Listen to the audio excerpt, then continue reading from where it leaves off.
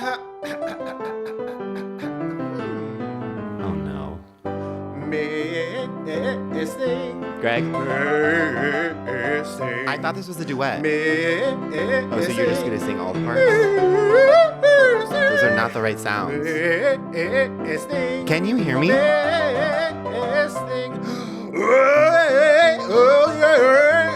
Oh, missing. Bonk. Welcome to Miss Thing. I'm Greg. And I'm Tim, and this is a podcast that celebrates and appreciates the Miss Things of the past, present, and future. Yeah, in every episode, we take a key moment from our Miss Thing's storied career and do what we are best at, which is make it all about us. I'm drinking a DP Zero. Dr. Pepper Zero. Yeah, it's been DC Zero, as I like to call it, for the last few weeks on the pod, and I had my first sip. Yeah, I have been really experimenting at the grocery store. The other big thing that I got, which we can try off pod, is peanut butter and jelly M&Ms. Oh. Which your reaction is correct. It's that. It goes, wait. oh. Yeah, wait, it didn't actually hit my ear correctly. Yeah. I thought I knew what you were saying, and then I was like, wait. Yeah. It's not computing. Jelly. What kind of jelly? I don't know. Yeah. It's miscellaneous. Miscellaneous. But it's definitely one of those things where it's like the jelly hits first. And you go, ooh. And then the peanut butter happens and mixes with the jelly. And you go, ooh. Yeah, people have said that about me. The jelly hits first. Yuck. Yeah. Can't wait to try. Yeah, you did sort of give me the most dented can, sort of now I'm noticing. Maybe I'm getting poisoned, and that's what's happening. The other thing I noticed is I got a case. Or that feels like I got a 12-pack. You didn't get Lucy's? Yeah, no. But like, From the clearance? The thing that I've been noticing, because I've been going through a real soda phase, is there's still like those glue attached to the can. Like there's glue attached to the can. Do you know what I'm talking about? Like that hardened glue sometimes. Oh, that is so gross. But I'm like that, if this is in a case, like why is there glue in this case? It feels like that should be on a Lucy. Yeah, it feels like where is the quality control? Yeah. Like this is supposed to be a protected can. When did it have time to get glue on it? Unless it was like, I don't know, like DP and DC, explain yourselves. Yeah, that's our new charity. Yeah. We're preservationists for soda cans to make sure no glue gets on the can. This is actually something I've noticed about you, but I've never called you out for. My OCD. You probably know what I'm about to say, which is every time that you actually sip out of a can, you take a paper towel and you wipe the top. And I assume it's because you read that one article that there's like rat pee on the top of every can or something. I didn't read that article. I did not. So then why do you wipe it? I don't know. It's become a habit. I'm a little, I'm OCD. Like I'm a little OCD about cleanliness. I'm also like, I could also not care less about other things. Like, but when it comes to can hygiene, I don't want to take the risk. And actually, prior to this pod, I did not wipe this one. Personal hygiene feels like goes by the wayside. Well, you could apply some of that can hygiene to Greg Trimmer hygiene. Well, we are going to get into that later. Miss Cleo, call you now. Tim, do you have a Dod Mom sauce? Dod Mom sauce, of course, being doll of the day, mother of the moment, sister of the second, aka our world famous segment where we talk about the person, place, or thing that we are currently most obsessed with. Yes, my Dad Mom sauce this week, it's a doozy. Oh, which is, no. So the other day... It's a Shaboozey. Oh, right. What is that? I don't know, but somehow it's like the number one song. Oh, yeah. It's a very popular thing. Yeah. I think he was on a Beyonce something. Yeah, he's a black country artist, and for that, I'm like, cool. We love that. I do love that. The name rolls off the tongue. Now, is Shaboozey the artist or the song? Unclear. We'll look into that later. Well, the other night I was at the gym and I was doing the stairmaster. I don't want to hear it. I know I'm not supposed to be doing the stairmaster because I'm going to lose my butt. But I was wondering. It feels like the couch has bone marks underneath where you were sitting. I did notice that. That actually cuts straight. That's how I feel. But I was doing the stairmaster and then I am wrapping up my exercise. I go to pick up my phone, and what do? But I drop it into the Stairmaster. I thought you were going to say the toilet, which I have done multiple times. I've done that too. Yeah. It goes into the stairmaster. I fully shriek. Like, Is it moving? Moving. Yeah. So it's gonna like get caught. So I shriek because I'm like picturing it just getting crushed. Oh my God. God. Not a single soul cares. No, looks or cares. And I know this people is have LA, headphones baby. in, but like there was two people next to me, and I was just like, does anyone care about this national tragedy that just happened to me? Absolutely not. They roll their eyes. If they were anything, kind they of like, spit on you. Yeah. So I get out the stairmaster, go to the front desk attendant. He is already talking to someone in front of me, so I'm waiting my turn. They're speaking in Spanish, so I don't know what they're actually saying to each other. After like a minute or two, and I'm like already impatient because I'm kind of like, my phone is crushed in the Stairmaster and someone could be stealing it, or I need to take it to the Apple store right away. Yeah, they probably would have to dismantle the machine, etc. But there was a part of me that thought that just maybe I just like didn't know where to put my hand in the machine, but I wasn't gonna, ruin these perfect hands. Oh, well, please don't show don't show me your hands again unless you've warned me ahead of time. Yeah, for the Jennifers and Inertias who are just watching, you can see these beautiful hands on YouTube every week. Ringless. Yeah. This is the quality I noticed. Yeah, well, because I don't want to ruin them, adorn them with anything other than the perfection that they are. Totally. You don't want the tan line. Yeah, exactly. You don't want the tan line. I'm all about no tan line. I'm so scared. Well, I'm so scared about the Stairmaster though, because I feel like it's very escalator effect when you don't want to when you need to pick your feet up in case your shoelaces get caught. It is very, there is a sense of danger, which maybe keeps me going. Yeah. It gives you adrenaline while you're doing it. Yeah, you kind of did it a little on purpose to see, because you are a daredevil at heart. I am, true. So I'm waiting at the front for these two people to finish their conversation. I don't know what's happening because it's in Spanish. And all of a sudden, it gets heated. They start screaming at each other. And it gets super awkward because from the context clues I could understand, the front desk attendant wasn't letting this man in because he didn't remember his ID or like his phone number or anything that could identify him to get into this very classy 24-hour fitness that I go to. Sure, yeah. Not knowing his phone number, not knowing his name. Well, exactly. I was like, so stuff was going on, and they're screaming at each other, or not but the guy's like, I won't let you win, and then the person is like getting like, I belong to this gym, blah blah blah, and so I'm kind of taking a step back and wanting to leave, but then at the same time, I do need to get my phone. Right, of course. You need to check your texts. Yeah. So I'm kind of like, I can't leave. No. So I'm taking a step back. At that moment, the front desk attendant, in the angriest voice possible, is like, how can I help you? As the other person is still there. And he's like, I dropped my phone in the Stairmaster. He's like, 1 second. And then the other guy gets mad at that because he was like, oh, you're going to help this guy, and while I'm still not being able. So then. Seems like a perfect opportunity for him to sort of slip in, when the guy leaves the front desk. That's true. But instead, he gets on the phone and calls someone else from the other part of the gym to come back. So then it's like this staring contest between these two people while he's waiting for another person to come be behind the desk. Feel so uncomfortable. Yeah. And then finally we walk to go to the Stairmaster, the front desk attendant. I go, thank you so much. She's like, yep. And then I was like, does this happen a lot? Yep. Won't look at me. Will only be saying, he only says yes to me. Yep. And then we're walking. It's a long walk to the Stairmaster. Complete silence. And you're in love with him, of course, because he's being so short with you. Oh, 100%. Yeah. Also, just to give you a picture, he is probably 5'2", 110 pounds. Not who you would necessarily picture for the front desk. Usually I feel like they're pretty beefy and muscular at the gym. Yeah. This guy wasn't. So I'm kind of nervous about I was like, maybe he can get in there easier than I can to get my phone. Right. And you don't want to mess up your hands. Exactly. Yeah. Then he goes and he's basically he just looks at me and goes, I'm going to lift up the machine. You're going to get on the other side. You're going to catch it. Catch it? Yeah. And then and I'm like, well, you're literally half of me, and so I was like, I don't understand how you're going to lift this up. You're so jealous. Yeah. You're like, fuck how long, you. Yeah, how long are you at this Stairmaster for? then I go to the other side and I'm like, are you sure that like this is not heavy and I'll be able to catch it? Again, man, a few words. He goes, it's easy. You'll catch it, right?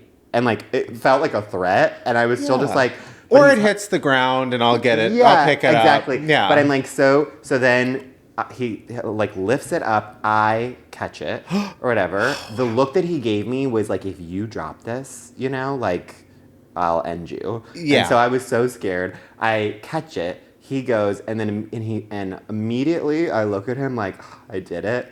Immediately drop it for no reason whatsoever. This time into the toilet. Well, not my phone, the full Stairmaster. This is the Stairmaster. He lifted up the whole Stairmaster, and I was on the other end catching the other side of it. Yeah. And so I caught it, and then I immediately looked at him like I got it and then dropped it. And then he looks at me so angry, and the words that came out of my mouth then were, oh, nar. I don't know why I did an attempt at an Australian accent. I just like tried to cut the tension. Well, you needed to be like, I'm not from here. I'm going back. Yeah, exactly. I'm going back. Please don't hurt me. Yeah, yeah. And for the first time ever, did he look at me? I wouldn't necessarily say chuckled, but like the start of a chuckle happened. Then he reached his hand in, got the phone, pretty much threw it at me. Yeah. Didn't look back and just like went up back to his way, probably to continue the fight with that man. Sure. Yeah, he was busy. He had bigger fish to fry. So that curmudgeon little front desk man is my dad mom sauce, and I thank you. I know you're listening. Of course. That's why you needed to disguise your voice. Yes, exactly. Yeah. He listens all the time. He is an Inertia. He is like, are you? Wait a second. Yeah, he's Cynthia. Yeah. In disguise. Wait, he is kind of the size of Cynthia. Sure, she is tiny. Also, hi, Cynthia. Hey, Cynthia. I know you're basking in the glow of how well Wicked's done, and as you should. As you should. I take your victory lap, girlfriend. What is your dad mom sauce?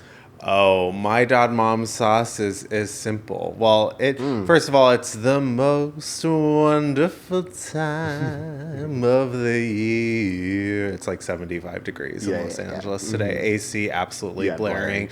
But I have happened upon a thing called peppermint chocolate Haagen-Dazs ice cream bars. Ooh. I think that's I think it's actually a shorter name than that, but they are peppermint chocolate ice cream Haagen-Dazs bars that were on sale at Costco. Okay. And you know how I feel about that. The calories don't count when it's from Costco. It's because it's an incredible deal.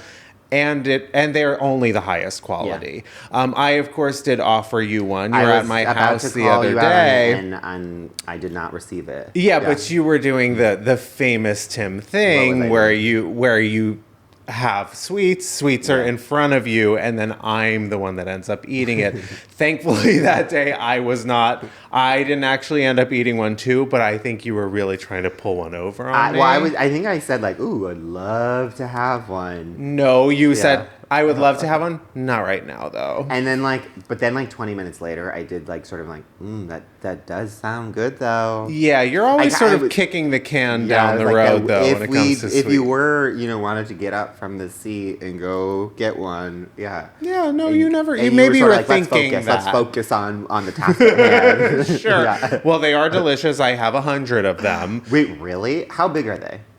They're like a regular ice cream size bar. Okay. You know, ice cream is famously the one dessert that I can say no to. Same.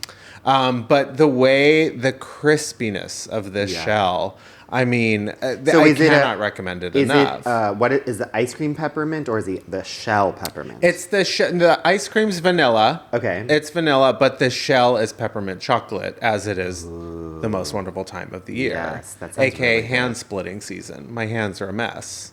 Do your hands split around the holidays? I am. Oh, well, moisturized actually, Look at these hands. I mean, God forbid. I mean, they say that your hands are the first sign to tell your real age, Oh. So Do you put sunscreen on them? No, I should, but I do. I put moisturizer on my hands like multiple times a day. So Yeah. But I should do the sunscreen. And I know people, like, specifically wear, like, sunscreen glove, or, like, what is it, like, the gloves? Like the driving gloves. Yeah, and driving also, gloves. I mean, we've seen people out in public, men, wearing so many gloves recently. Yes, we have. And I don't think that specific man was pulling it off. Who shall go nameless. There were a few of them. Yeah. I also my hands do sweat a lot, so the idea of wearing a glove in Los Angeles while driving sounds unbearable. Oh, absolutely not. Yeah. I one time went to a dermatologist to like ask them about my sweaty hands, and they just immediately were like, let's just give you Botox. In the hand? In the hand to stop them from sweating, and it was probably when I was like 23, and it was like the second doctor I went to where I was literally like, welcome to Los Angeles, welcome to Hollywood. Well, that's why you're so hand obsessed. That's why your hands are so beautiful, because you've been getting preventative Botox since you were 23. I have you not never did sadly it. gotten Botox in. I want it to be my trademark, sweaty hands. So if I ever shake one of your hands, Jennifer's or Inertias, you will feel the after effects. Let's take a break.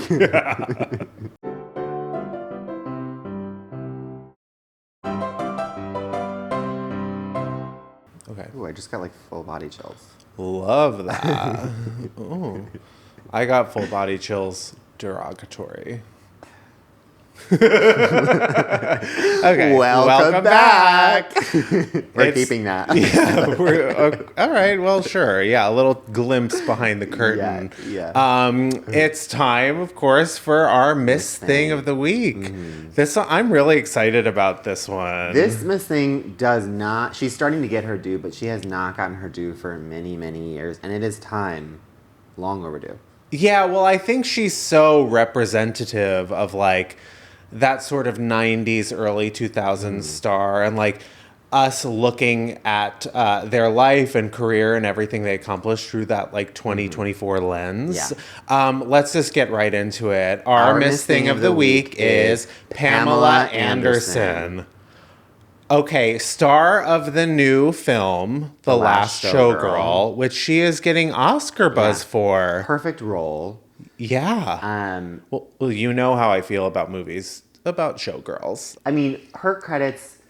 One, she's in the biggest show of all time, Bae Watch. Bae Watch. And she basically is, I think it is like the most like watch show. Like the data is like globally, Bae Watch is the biggest show ever. It's definitely like one of the most recognizable shows. I feel and she's like the reason for it. Oh, big time. It wasn't David Hasselhoff. She's the reason for the season. Absolutely. Yeah. Oscar season this year. Any season, really. Any season.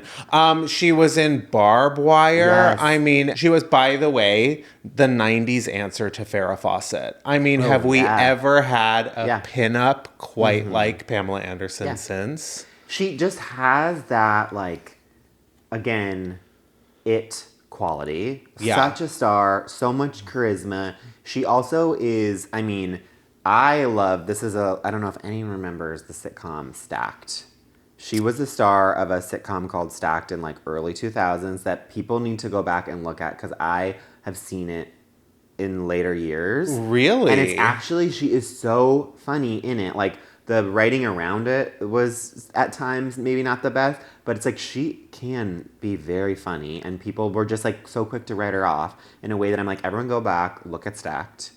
I completely think Pamela Anderson is one of the funniest people ever. Showcase in point, Scary Movie 3. Scary Movie 3. She is in the opening scene of Scary Movie 3, her and Jenny McCarthy. It is one of the funniest scenes committed to film. Yeah. When Jenny McCarthy's head falls off and she goes, "Are you okay?"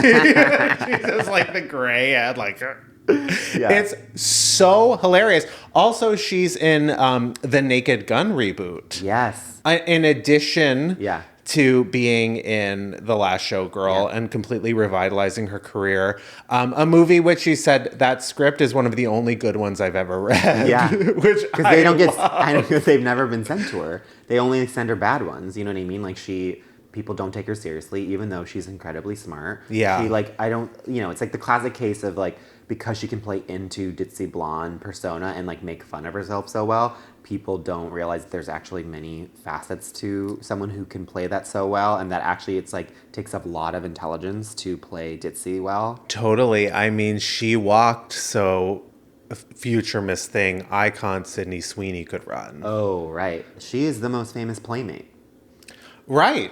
The one and only. Not to mention, there is a show about her. This is how much of an icon she is. Yeah. There is a show, Pam and Tommy, haven't seen a frame of it, would like to maybe watch it one day, that is about her relationship to Tommy Lee. Yeah.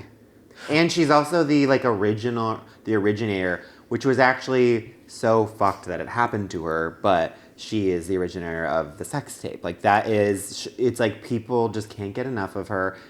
People should really like look at their actions for why that became the thing that it is, but there is a reason. It's because people love Pamela Anderson, and we are prime among them. It's actually time to talk about ourselves, because it's sort of like leading me right into my story. I am so obsessed with this makeup-free moment. I'm so happy you brought this up. That Pamela Anderson is sort of pioneering. I think people have tried this before, but to witness like someone whose entire career personality was sort of like based on how like sexy and attractive they are, for her to be like doing the interview circuit, to be doing premieres, makeup free and fashion looking shows. so gorgeous. Like she's a real, like she's pioneering this idea in a serious way about like how beauty really comes from within. In a way that I don't think has been like reflected in society. I think it also just means more coming from her because she has been mostly known for her beauty, and it's like, whereas like sometimes I feel like other people have done it, but maybe not as successfully because they don't have the baggage. Like she's almost like weaponizing the baggage of who Pamela Anderson is by being like, I have always been known as this like bombshell, this like sexpot who's like so beautiful. She's not saying that, I'm saying that. But like she's aware of what her persona is, and then she's like, but this is what my persona is in her 50s. And it's just as beautiful, and I don't need to make any sort of adjustments. I'm still that sexpot. Yeah, and it's look at me now. I mean, the way she's aging so gracefully, it's truly inspiring. So this takes me back to a few weeks ago, when you and I we were going to a screening, a very a Hollywood screening, but like it's that time of year where we get to go see. It's one of the benefits of being in the Writers Guild. We get to go see sort of like Oscar contender movies for free. And you and I, we were invited to a screening of the film Queer by Luca, like a Luca Guadagnino film. Queer focused. Daniel Craig is playing a gay man. A really prestigious movie. I cannot wait to see it. So typically, you know, these screenings, they're not like fancy events. You can sort of come as you are, you know? And so I decided I was going to come as I was. These screenings are also like, it's usually just like, there's nothing special to them. It is literally just like, come at 7 p.m. and watch this movie, as opposed to it being in your living room. It just happens to be in a movie theater. Yeah, you're in, you're out. I mean, you could wear sweats. And basically that's what I was doing. You and I had recorded an episode of the podcast earlier that day. I had gone out. I had been running errands all afternoon. And I'm like, before this screening, I'm like, should I go home, maybe brush my teeth, you know, throw something else on? I am looking haggard. And I don't normally even sort of stop in my tracks and go, you are looking really kind of rough today. This is a rare moment where I will actually disagree with you. I don't think that you were looking haggard, but I will agree with you that we were in common clothes. Common clothes. Yeah, like we could have thrown on like an overshirt Yeah. or something. So imagine my surprise when I don't even go home to sort of like straighten up. I'm like, I got to get to this screening. I'm meeting friend of the pod, Matt. I'm meeting you. Claude is there, friend of the pod. Yeah. And as I'm sort of pulling up, I'm seeing a real ruckus outside. I mean, lights flashing, so many people, so many limos. A red carpet. Yeah, a red carpet, if you will. There's a lot of commotion. And I mean, I'm turning the corner trying to get into the parking lot, and the car stops in front of me. Benny Drama hops out. Yeah. So as I'm sort of seeing that happen, I get a text from you, and it says, "We are at the world premiere of Queer." Yep. Yeah. I was in that moment, I also felt underdressed. Sure. And I walked in and I was like, okay, Kristen Stewart is just like standing next to me. Who was the only person more underdressed. Yeah, but that's kind of her thing. Yeah. And so I was like, you're standing by me, Kristen, because I want to but it was just like, I mean, it was a who's who of like up and coming gay, queer people in Hollywood. And also like the entire cast, which normally in these screenings they will tell you like, oh, also there'll be a talk back or this person. They had, I think it might have mentioned that Luca Guadagnino would be there. Yeah, Luca will talk. Yeah, but that was like it. But that's also very normal. We've seen other screenings where that will happen, and there's no sort of circus around it. Yeah. And so when we walked in and I was like, oh wait, this is actually like every famous up and coming gay person. I mean, that's obviously why we were there. Of course. That's why, that is why we were invited to this screening. We just didn't have the same information that they did. Full step and repeat, Omar Apollo. I mean, everyone's getting their photos taken. These are all people, I never want to talk to anyone. Yeah. These are all people that I'm like, maybe I would want to talk to you. Yeah. Like, you are the people that I kind of like look up to and want to be around. Mm-hmm. And you're sort of dressed like I'm dressed as drab as can be. We get into the theater. We're sitting in our seats. Someone from the studio, Matt knows. Yeah. I didn't know he was from the studio. Yeah. He comes up and I'm like, oh my God, like I didn't know this was the premiere. I would have dressed up. He was like, oh, that's okay. He goes, are you guys coming to the after party after this? And I was like, and he was like, yeah, it would have been, there was an extra ticket in the envelope and we were like, and he sort of looks us up and down and goes, that's okay. And he changed the subject, which was hard considering he was from the studio and probably could have said something to someone and offered us, so that was, how that night went. The thing that I remember about that night is that the bathroom was completely out of order. It was like the fanciest, like people were in, the guy, the head of Loewe is like the costume designer for this movie. Sure. So like all of the men, Daniel Craig, Drew Starkey,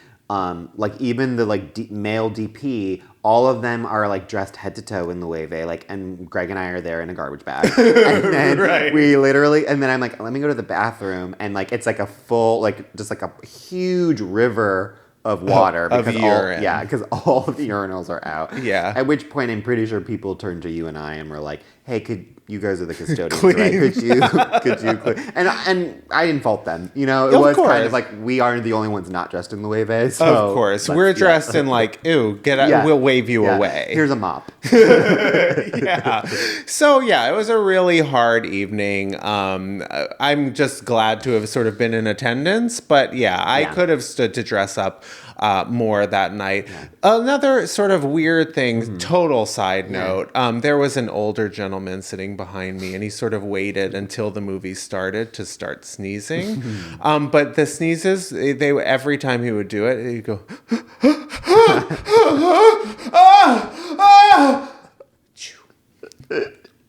and he did that sort of over and over for the first 25 minutes of the film. He goes,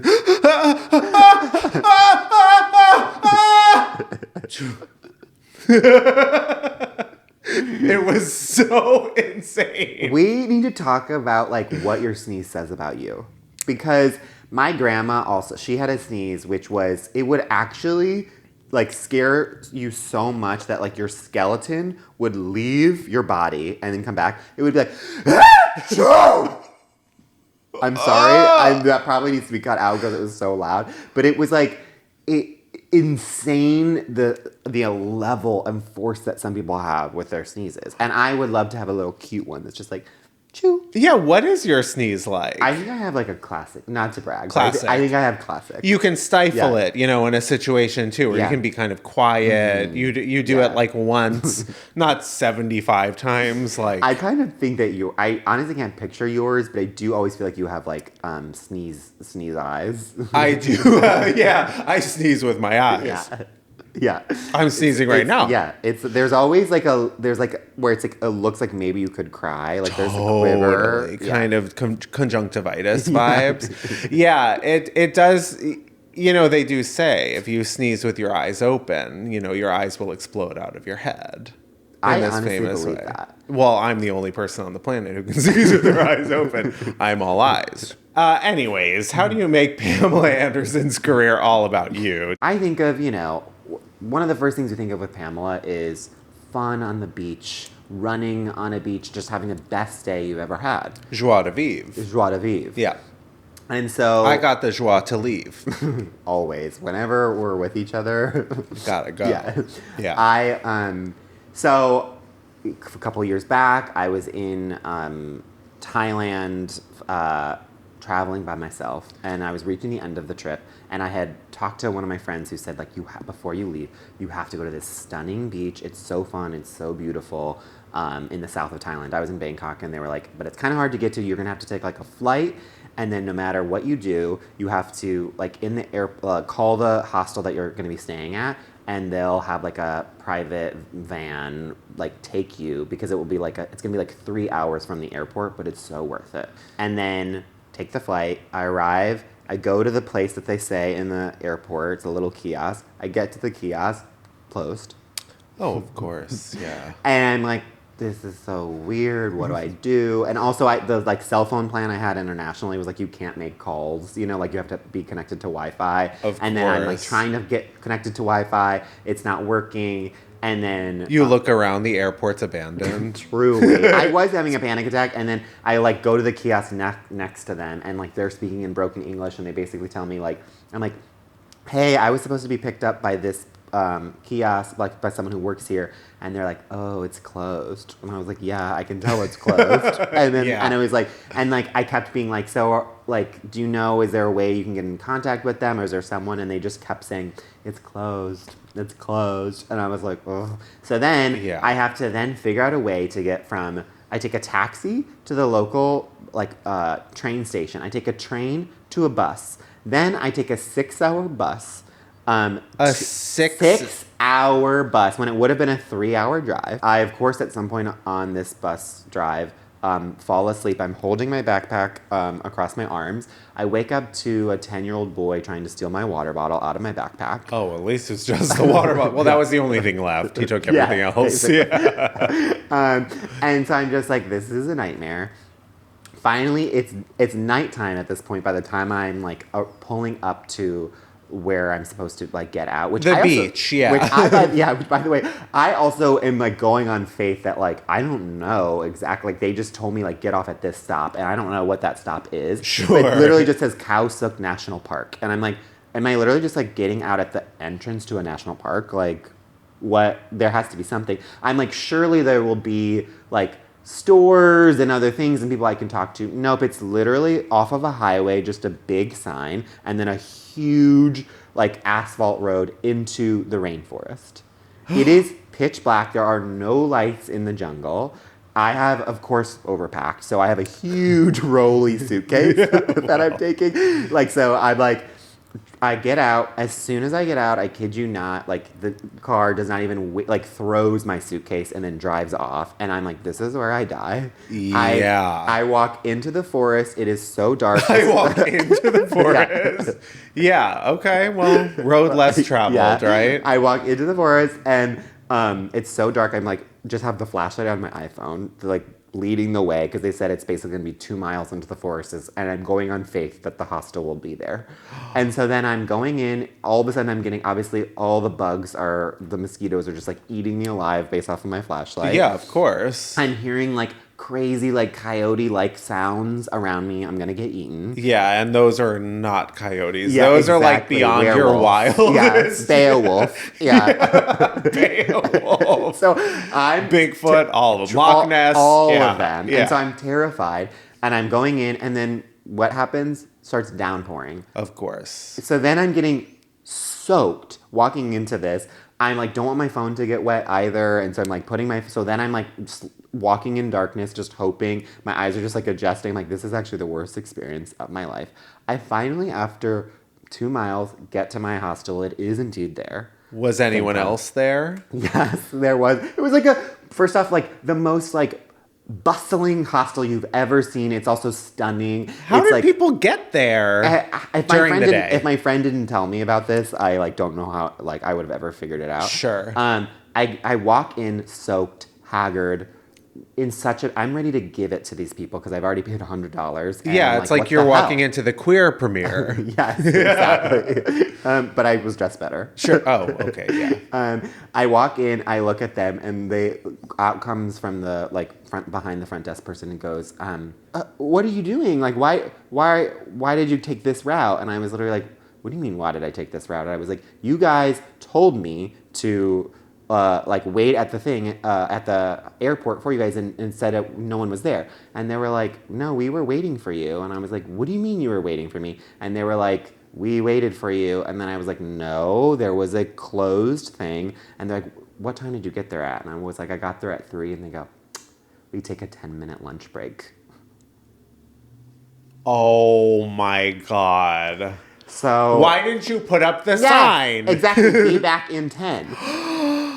I hope their lunch was good. Yeah. I really do. Yeah. I'm sure it was delicious. I'm sure, yeah. Okay, I have a game for you. Oh. Okay, my game is called Bae, B-A-E, Bae Watch, or Watch with Bae.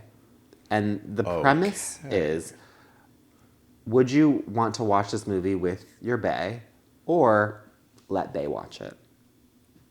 Oh man, I love this game. That's always it's always the question. Yeah.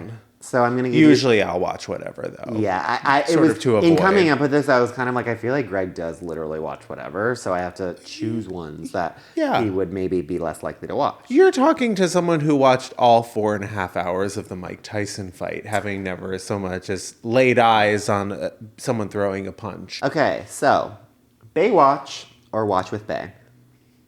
The Last Showgirl. Bae Watch. Oh, wait. Watch with Bae. I was about to say, actually, that was sleep. Yeah. All the love to Pam Anderson, but it does seem like it might be. I mean, all the love to that, but I do feel like he falls asleep in most movies. Oh, he sleeps through everything. It's but like somehow he does catch it all. Oh, catches everything. Yeah. I can't hear it through the snoring, but he knows every last bit of plot. It ends with us. I don't know what that. Oh, Watch with Bae. Wow. Yeah. I really didn't think you were gonna. Wait, it ends That's with the Blake Lively one. Oh, I thought that was the Florence Pugh one with the horse teeth. No, it ends with us. That is a stunning impression. Yeah. No, that's a Bae Watch. Golda, the Helen Mirren movie. Watch with Bae, obviously. Helen Mirren. Can you, and I would just off the cuff, could you give me what you think Golda is about? A Geppetto-esque woman living in like an old wooden sort of like house, like a cottage.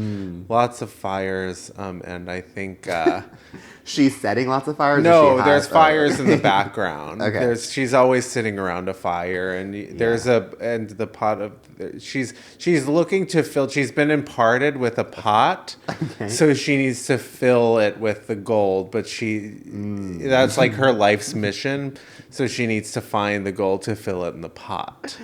Yeah, I think that's what it is. Yeah, and she's wearing a very cute hat. I believe she's wearing a like bonnet in Totally. the store. That's the only thing I know is she's But there's a point. There's also a point. Yeah. Okay, and lastly, John Carter. That, I hate to say it, unapologetically and unironically, watch with Bae. Have you seen it? No. It doesn't shock. Like, that is a movie. I think it might like be good now, maybe. John Carter to me is the epitome of something that you would like come into my apartment and be like, Tim, I am telling you. It's it so is the good. Best movie. Totally. It is misunderstood. Yeah. Yeah. I told you are so Look, I'm not arguing with you. I think John Carter probably holds up better than it did originally. Okay, should we take a break? Sure.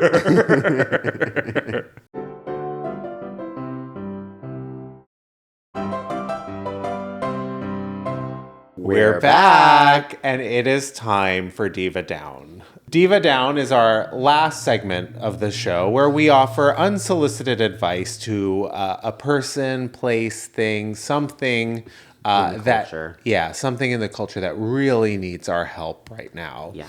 And our Diva Down this week is lookalike contests.